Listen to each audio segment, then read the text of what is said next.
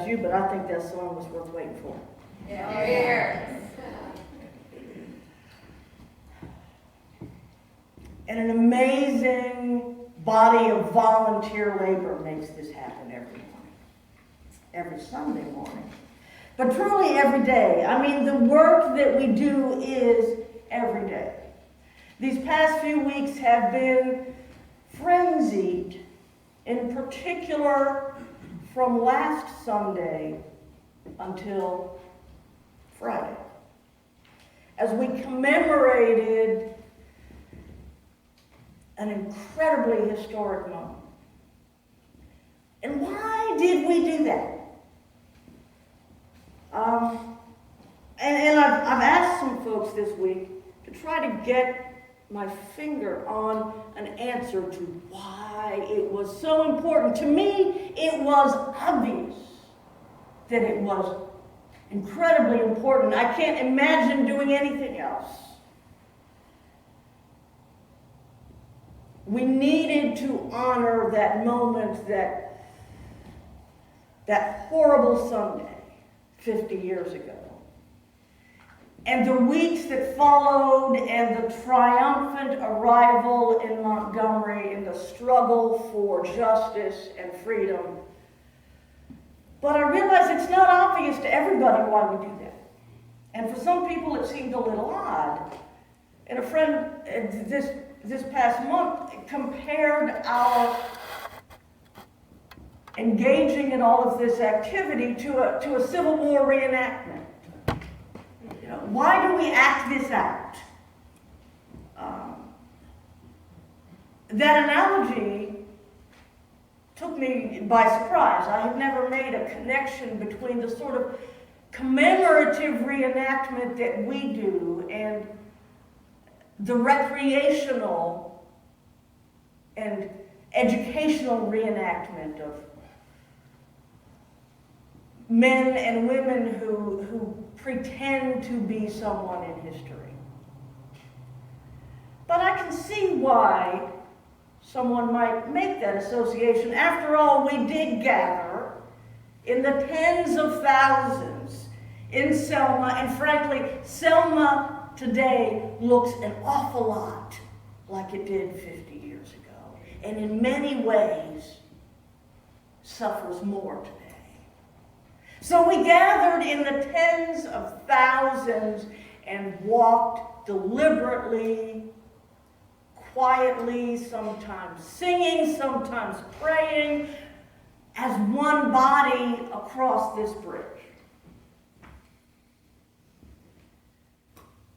Why?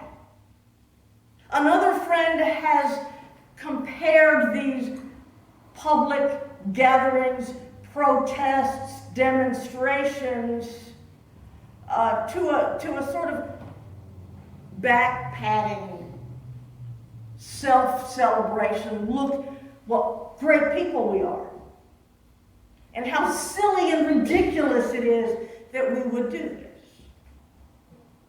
And I can understand that too, because after all, what did we accomplish a week ago? This enormous crowd. What did we do? We didn't put any pressure on elected officials. In fact, many of the elected officials, many whom we challenge and confront, were there, joining in. So what really was the point of remembering in that way?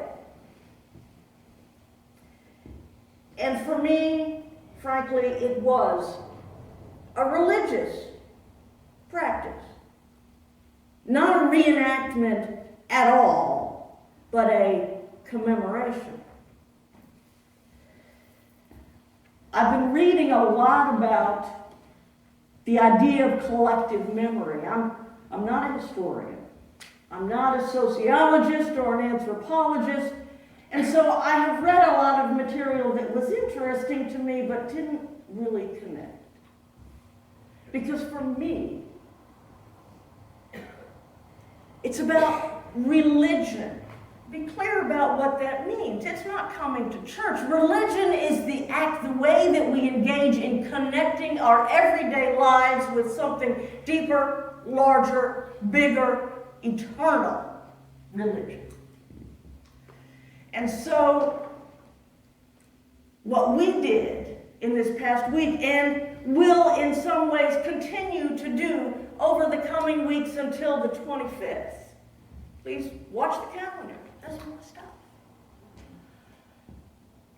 But this commemoration has much more in common with the Seder, the celebration of Passover, Pesach, celebrated by Jews the world over for centuries, in very much the same way. Now, it looks different in different places, depending on the country you're in and the food that's common, the culture, the specific things that are on the plate and what people wear and the words that are spoken will vary in some ways, but all of it follows one thread. And it is a way in which the Jewish people tell and hold their common history. It makes sense that the ancient Hebrews would have developed such a thing because, you know, that it is widely believed that the Hebrews weren't in fact an ethnic group, but simply a bunch of exiles and outcasts, probably criminals or undesirables for some other reason, who were together by accident and needed to find a way to form an identity, kind of like Unitarian Universal. I love the example that they have set for us. It was stunning to me when I learned this, that this was not an ancient ethnic group, but in fact an accidental gathering that became an intentional ethnic group through story and remembering. And they naturally do not remember and reenact things the way that they are said to have happened. That's not what commemoration is about. The Pesach meal is symbolically pointing to feelings and events, a common experience of suffering, a common faith in justice, kind of like what we did on Sunday, I think. Some of us may have felt a little anachronistic. I don't know about you, but I had a pang of guilt as I reached the crest of the hill and could see where one day long ago warriors were standing to beat back the crowd. And on this day there was a bandstand and throngs and food trucks and newspaper cameras. And this is too easy. It's too easy. So we came out and made that little bit of effort, being on our feet for a few hours, pushing and being pushed as the crowd moved across the bridge, sometimes feeling a little annoyed, frustrated, angry at the fools down the way that didn't take it seriously, mad at the police who were out in such enormous numbers and yet did nothing to organize. And then I would catch myself and say, you know, I'm here today in what is a celebratory mood.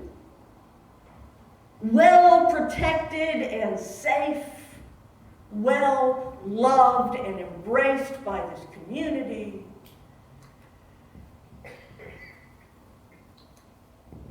And so I need to remember to touch the reason why we are here.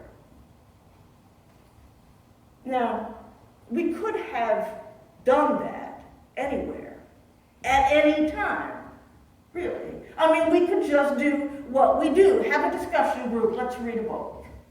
Let's talk about it. For some reason, that way of telling stories doesn't quite get it. And I think this is the religious aspect, the mystery of it, the way that it touches something that lies beyond words. There is something about place, about simple geographic location. And when I sat and had lunch, in the very spot where James Reed had his last meal, before he left the tavern and was chased, beaten, and killed, there's something about place. It didn't look a thing like it did when he was there. The building was gone. It was an open air space. Someone had set up tables and was cooking food and had chairs and a nice canopy. It was comfortable. It was sunny. It was not at all the place where James Reed was, and yet it was that spot, and I could feel it. Just as I could feel it as I walked up the gentle slope of that ridge, and I understood the Hajj, the Muslim requirement of pilgrimage to Mecca. There is something about place, and Muslims who are able, physically and financially, are religiously obligated to make at least one journey of their life to Mecca, to the place where the Prophet Muhammad was. And the word Hajj, I learned, actually translates to intention to journey. It's not the trip itself. It's a journey of heart and of mind. And it's not simply the geographical location. There are very specific activities that go on during the days that point to moments in the life of Muhammad and his own spiritual struggles. And they don't reenact exactly, and yet they commemorate. And this happens during a very specific time of the year. You can do it during other times. If you're a Muslim, there is still a sacred quality to the journey, but it doesn't fulfill the requirement. Because both space and time, differently as we experience them, they point to something that lies beyond words. And they touch something visceral within us, something, that thing that connects us all to each other. And so these commemorations are never things that are done in private. You notice that? As a child growing up, first Sunday of every month, I went to Holy Communion. And there again, we pointed to a moment in the life of Jesus with specific religious meaning, but we did not in any sense reenact his activities. They were having dinner. And Jesus said, whenever you do this, think of me. He was talking about every time you sit down and have a meal. Not when you parade up in an orderly line and kneel at the rail like this one in front of the church. But it's a commemoration, and it had profound religious meaning to me then, as it has to many people today. But it always happens in community. You cannot have Holy Communion by yourself. You cannot do the Hajj by yourself. There is no such thing as a solitary Seder. Religious experience always happens in community. The distinction between spiritual and religious is the connection between us. Spiritual is what we do alone. Religious is what happens in connection. And if you, as I do, see the divine precisely in the connection between us, then there is no such thing as being in connection with one another without being in communion with God. It is one and the same. So why did we do this crazy thing? Why did we get here at 7:30 on Sunday morning and drive, trying to avoid all the places where police had closed the roads, and gather and stand for ridiculously long hours, and then participate in the shove of the crowd moving? And why did all of these people who stayed here continue the work of the church?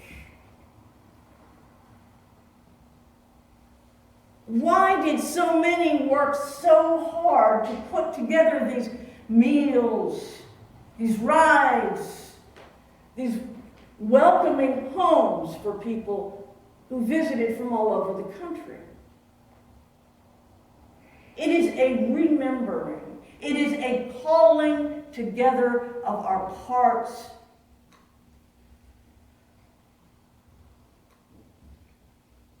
about each other.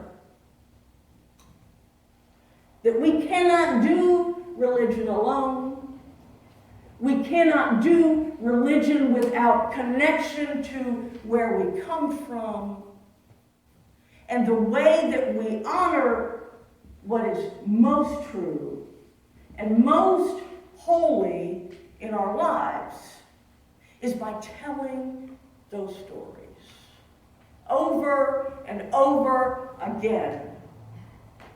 And on those special anniversaries to moving into that space and feeling the movement of the Spirit, joining in this wonderful building and being in fellowship with one another, that is religion.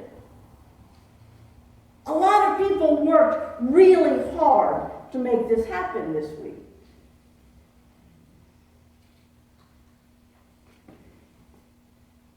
And we owe all of them, all of you, enormous gratitude.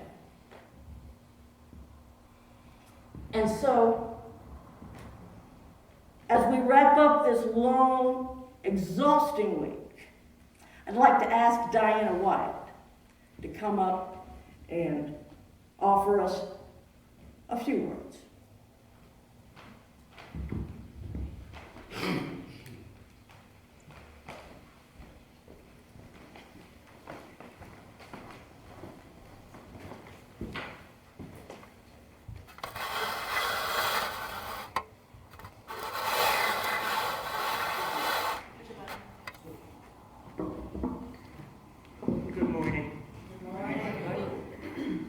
My job to remind us specifically of what we did. And what I've thought about all week, the only way that I can think of it is that we rock. I mean, we rocked. We rocked this week. I mean, we really did. I thought so. I want to remind you what we've done in the last month. Well, the month started for us at the end of February, and as Lynn has pointed out, it runs through the 25th. We're marking the Jubilee year of a whole lot of civil rights and activities, not just the march from Selma to Montgomery, but there are other activities. And then later this year will be the 60th anniversary of the bus boycott. But we started here with the Bayard Rustin movie, where we had we had 70 people when we expected 35. We commemorated Jimmy Lake Jackson. We commemorated Viola Liuzzo, we commemorated James Reed. We marched, we cooked, we washed dishes, We marched some more, we cooked some more. We washed more dishes in crock pots and coolers. We learned about voting rights. And what did we accomplish? Well, we ate really well. Those of you who weren't here, you missed some great food. We practiced working together, which wasn't always easy sometimes. Sometimes we got on each other's nerves a little bit, but we did really well. Many more people in the Montgomery community, the greater community, know who we are and respect what we stand for. Out-of-town UUs were very impressed with the work that we've done. We got press coverage. The Montgomery Advertiser knows where we are. If you go to the website, we were on the website for over a week with pictures of the Jimmy Lee Jackson Memorial.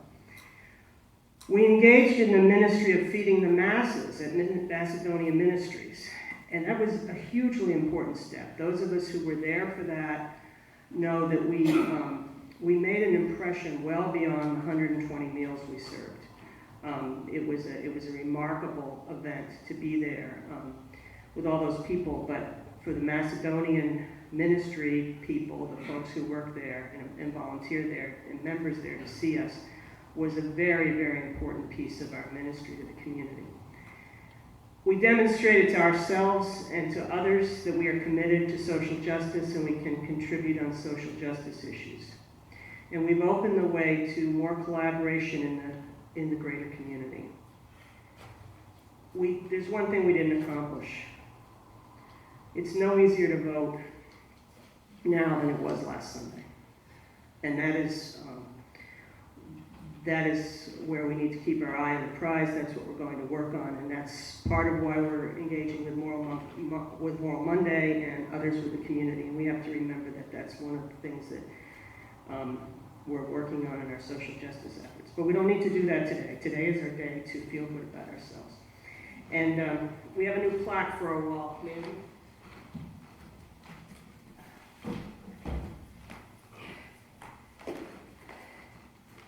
There was for lack of a better word, a committee, a self-appointed committee to congratulate ourselves. And Mandy, you want to read the plaque? The Unitarian Universalist Fellowship of Montgomery, Marching for Justice, supporting the Jubilee Celebrate Montgomery March 2015.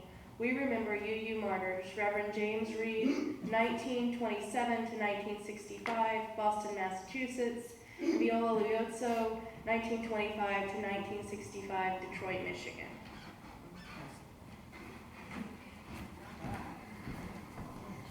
And there were some people who worked really, really hard, without whose leadership we would not have accomplished what we did, and we want to thank them now.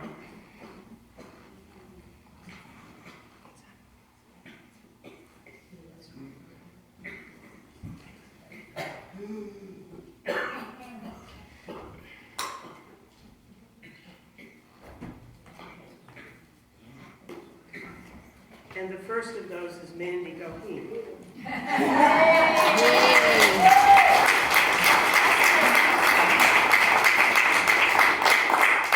She didn't know we were doing it.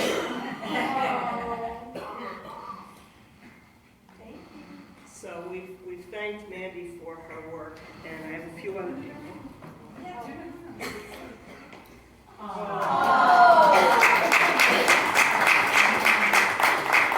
My work is mostly just telling other people to do stuff, so. That's a good job, though. Ron and Joan, will you come up, please?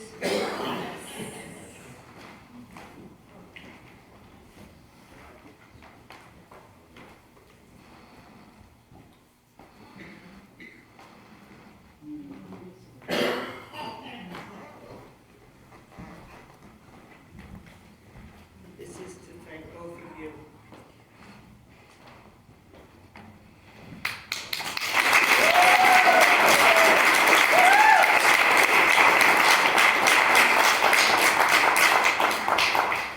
Ron and I are going to give all of you an opportunity to put your money where your mouth is. Associate food and money. Watch for our auction offering. You get to do it again. Thank you.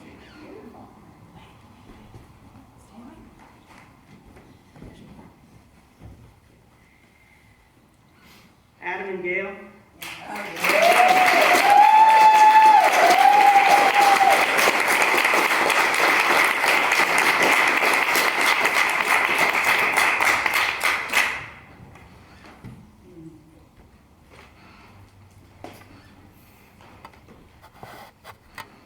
And Christine Freeman.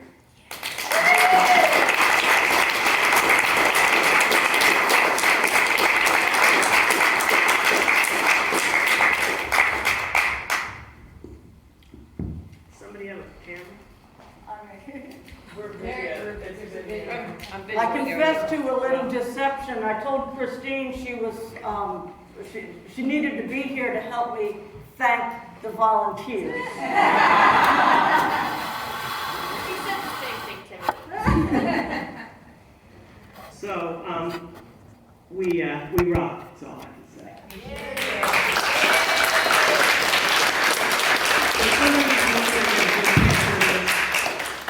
Missing Christine.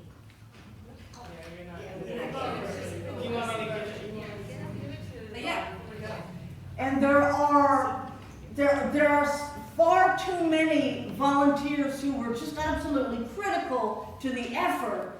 We simply didn't have the capacity to thank everybody without whom we couldn't have pulled this off. I'm thinking particularly of Jeannie and Cindy, who labored tirelessly in the kitchen, as well as everyone who helped in the kitchen, and Cheryl and Jimmy, who coordinated transportation and helped make sure that people got on the road and back from the road safely. If you participated in some way, if you cooked something, if you carried something, if you transported, if you made a phone call or dropped $1 in the basket, would you please stand?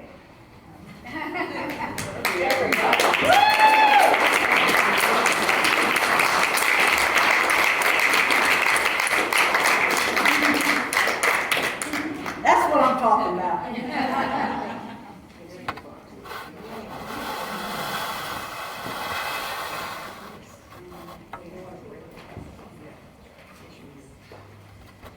And of course, the soft-spoken but ever-present Diane White.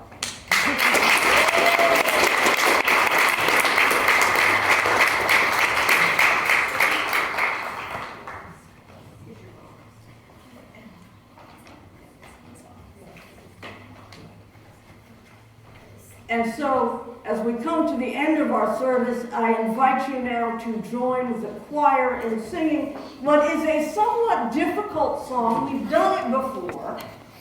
It does require you turn the page